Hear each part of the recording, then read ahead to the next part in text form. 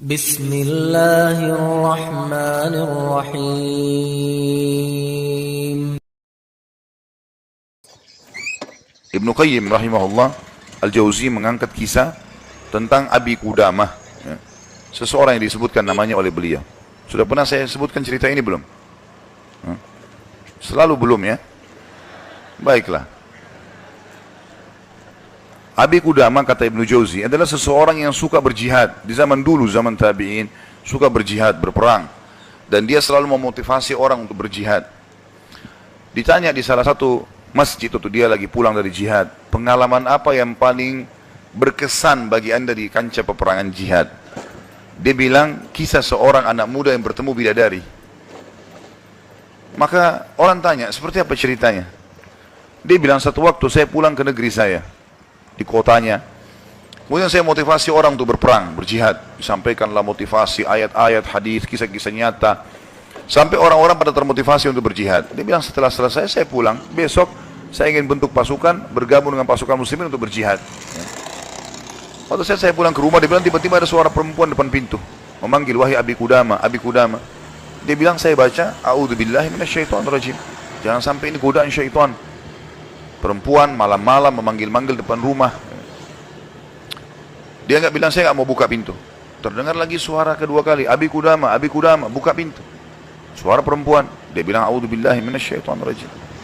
Saya nggak mau buka, takut jadi fitnah, gitu kan.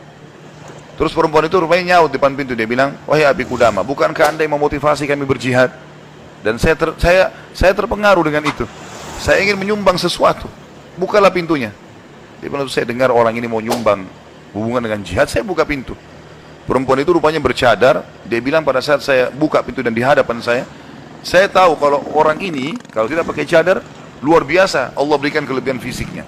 Terlihat, wanita ini punya kecantikan tapi dia tutup auratnya. Lalu saya alihkan pandangan saya dan saya katakan, apa yang akan engkau sumbang, ibu? Dia bilang, sesuatu yang paling indah dari tubuh saya, hai Abi Qudamah, adalah rambut saya. Saya memiliki rambut yang sangat bagus dan panjang. Maka saya sudah memotongnya dan saya sudah membentuknya supaya menjadi tali kekangan kuda. Maka saya minta agar rambut saya ini engkau jadikan tali kekangan kudamu, agar minimal rambutku ikut berperang. Abi Qudamah bilang, saya heran dengan imannya ibu ini. Luar biasa ya. Gak pernah ada orang terfikir seperti itu. Rambutnya panjang, lebat, tebal, dipotong, lalu dibuat sedemikian rupa sehingga bisa menjadi tali kekangan kuda. Gitu. Pakailah ini Abi Qudamah. Abi Qudamah bilang, baiklah, diambil. Pada saat sudah diambil, Abi Qudamah mau tutup pintu, dia bilang, sebentar, masih ada satu lagi Abi Qudamah. Dia bilang apa? Suami saya mati syahid.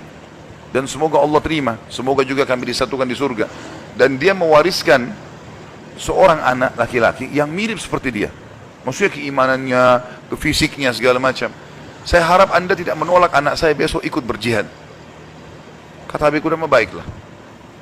Tutup pintu, besok pagi habis sholat subuh, habis syuruk, menjelang duha, berkumpullah orang-orang yang mau ikut jihad untuk bergabung dengan pasukan muslimin. Setelah Abi Qudamah bilang, saya motivasi mereka, datanglah seseorang dari belakang saya berteriak, Abi Qudamah, suara seorang laki-laki. Dia bilang, saya balik ke belakang. Waktu saya balik, saya seperti melihat matahari.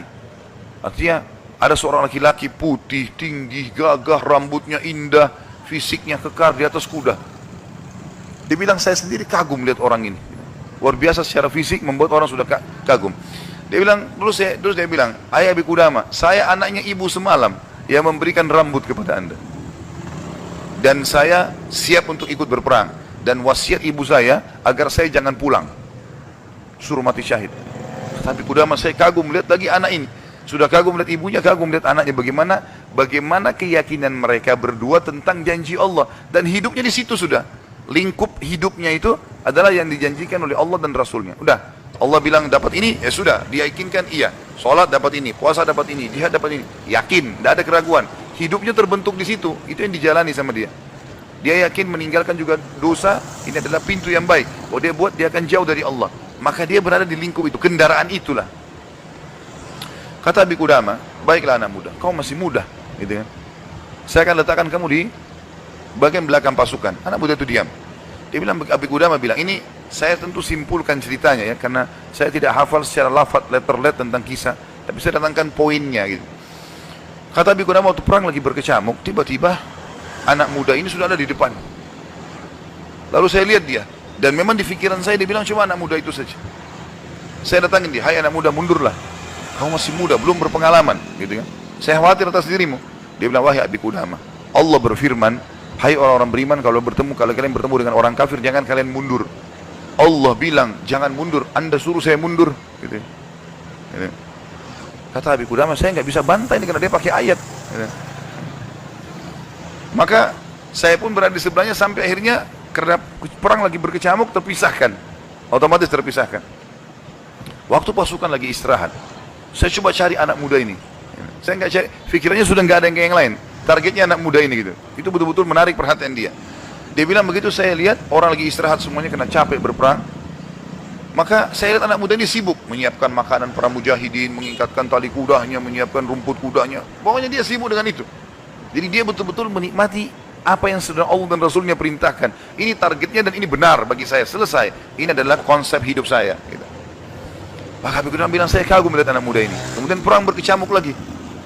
Berkecamuk lagi yang kedua kali. Kemudian pada saat lagi maju saya lihat anak muda itu di depan. Saya datangin lagi, hai anak muda, ke belakang lah. Dia bacain lagi ayat. Wahai Abi Qudamah, Allah berfirman, hai orang beriman, kalau bertemu dengan orang kafir jangan kalian mundur. Bagaimana Allah bilang jangan mundur, Anda suruh saya mundur? Abi Qudamah diam, tidak bisa bantah karena dikatakan ayat. Berkecamuk peperangan dipisahkan oleh prajurit yang saling istirahat satu sama yang lain, sampai ini tiba malam hari waktu istirahat. Kata Abi Qudamah, dua pasukan istirahat. Lalu saya cari, di mana anak muda ini? Di kemah mana dia? Cari-cari sampai dapat kemahnya. Kata Abi Qudamah, waktu saya masuk dalam kemahnya, saya temukan anak muda itu sedang tertidur dan senyum. Senyum lebar gitu. Saya penasaran anak muda ini lagi mimpi apa gitu. Dia bilang saya tunggu sampai senyumnya sudah redah. Kemudian saya tepuk, bangunkan. Hai anak muda, bangunlah. Apa yang kau lihat dalam mimpimu? Kata anak muda ini, demi Allah wahai Abi Qudamah, saya melihat saya masuk ke surga. Saya masuk surga, saya lihat taman-taman, saya lihat pelayan-pelayan, lihat luar biasa surga yang luas. Dan saya lihat seorang wanita yang sangat cantik, saking cantiknya sampai saya tidak sabar untuk menjamahnya. Gitu kan. Lalu dia mengatakan, belum waktunya hai suamiku. Padahal sebenarnya anak muda ini belum menikah. Ya. Lalu dia bilang, engkau, perempuan itu bilang, engkau akan bertemu dengan aku besok siang. Kata anak muda itu, setelah itu Anda bangunkan saya. Dan saya berharap Allah membuat saya mati syahid besok. Gitu. Untuk mendapatkan apa yang Allah janjikan. Yang jelas, kata Abi Qudamah, saya kagum. Artinya Abi Qudamah pun sekian tahun berjihad, belum pernah mimpi seperti ini. Gitu kan? Besok pagi dia bilang berkecamuk lagi peperangan. Saya temukan anak muda itu di depan. Terus dia menyerang musuh. Gitu kan? Sampai akhirnya peperangan selesai. Dan sudah menang muslimin, korban banyak di musuh dan di orang muslim. Anak Abi Qudamah bilang target saya mengejar mana? Cari anak muda ini. Terbunuhkah atau belum terbunuhkah? Dicari. Dia bilang saya cari di jenazah prajurit muslim yang disusun, ternyata ada bergeletakan, saya temukan ada anak muda itu penuh dengan darah. Ya. Tapi masih hidup. Dan dia lihat, waktu saya datang, dia dengan senyum mengatakan, Abi Qudamah kesinilah, kesinilah. Dalam kondisi lagi luka-luka ini, berdarah-darah. Gitu ya. Kata Abi Qudamah, saya pun datang. Apa beritamu hai anak muda? Dia bilang, hai Abi Qudamah, kalau kau pulang nanti ke kampung kita, ke negeri kita, sampaikan ke ibu saya salam dan bilang impian beliau sudah terkabulkan. Artinya saya akan menyusul ayah saya mati syahid. Lalu pesannya ini luar biasa. Dia bilang apa? Wahai Abi Qudamah, apa kau ingat kisah tadi malam bidadari dalam mimpi saya? Kata Abi Qudamah, iya. Sekarang ada di sebelah saya, sedang senyum dan menunggu ruh saya keluar. Lalu dia akan membawa saya ke surga.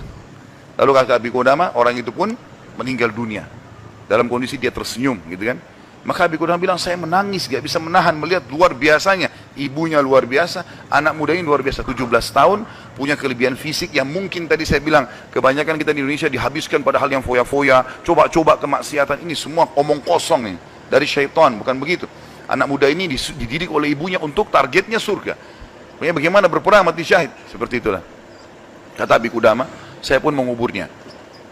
Waktu kami pulang ke negeri kami, target saya ke rumah ibunya, bukan ke rumah saya lagi. Orang semua pada pulang ke rumahnya, ketemu keluarganya. Dia bilang, saya cari ibunya anak muda itu.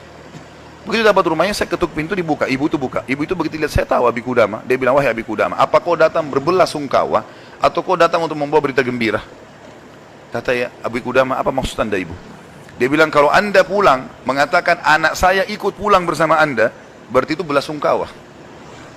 Saya nggak mau anak saya pulang, mau mati syahid. Tapi kalau anda bilang anak saya mati syahid, berarti itu berita gembira. Abi Qudamah bilang, saya nggak tahan menangis lalu saya mengatakan, ibu, berita gembira, Allah sudah kabulkan impianmu. Anakmu telah menyusul suamimu dan semoga Allah kabulkan. Ibu itu menangis, sujud syukur kepada Allah gara-gara berhasil anaknya menjalankan perintah Allah. Ini yang banyak luput dari kita nih. Kita malah bangga kalau anak kita yang cantik keluar dengan telanjang sana sini, terbuka auratnya, atau mungkin meninggalkan pesantren dan sekolah di sekolah yang tidak ada pendidikan agamanya, atau keluar ke negara-negara kafir yang akhirnya mereka terdidik dengan hal-hal yang tidak baik, hanya karena bangga dengan urusan dunia, bukan bangga dengan urusan akhiratnya. Padahal itu tanggung jawab kita, gitu kan?